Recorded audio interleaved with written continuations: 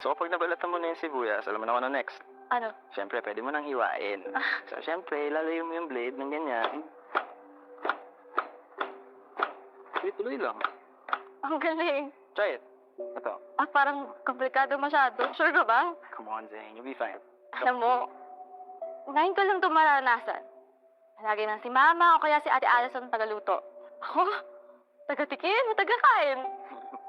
You'll be fine, Zane. Come on, try it. Sure ka ba? Tutulungan kita. Yung blade, ilalayo mo. Dahan-dahan. Okay na? Ay! Oh. Tears of joy? Ganito ba ako kasaya ngayon? Tears of joy. Ay? Bakit ka natatawa?